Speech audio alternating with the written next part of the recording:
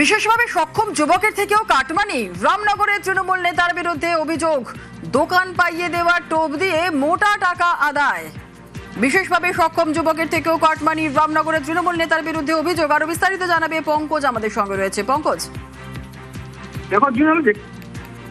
হ্যাঁ পঙ্কজ, রামনগর থানা মহিটানা গ্রাম পঞ্চায়েতের এই কাঠপুর বাজার এলাকায় যেখানে জায়গা রয়েছে, সেই জায়গাতে দোকান পাইয়ে দেওয়ার নাম করে বিশেষভাবে সক্ষম এক বাসিন্দার কাছ থেকে কাটমানি নেওয়ার অভিযোগ উঠল ওই এলাকার তৃণমূল নেতা ওয়াসিম রহমানের বিরুদ্ধে।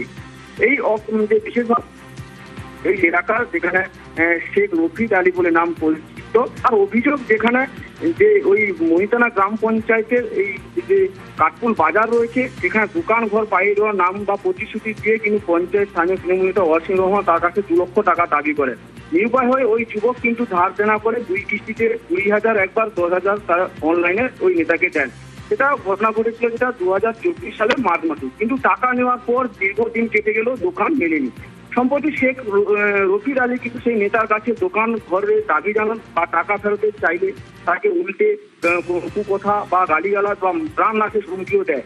শেষমেশ কোনো উপায় না দেখে অবশেষে সুবিচারের আশায় রামনগর থানায় দ্বারস্থ হয়েছে ওই প্রতিবন্ধী যুবক। তৃণমূল নেতা ওয়াসিম রহমান 2 বছর আগে দোকান দেওয়ার জন্য টাকা নিয়েছিল। দোকান চাইতে গেলে দোকানও দেয়নি, টাকাও দেয়নি।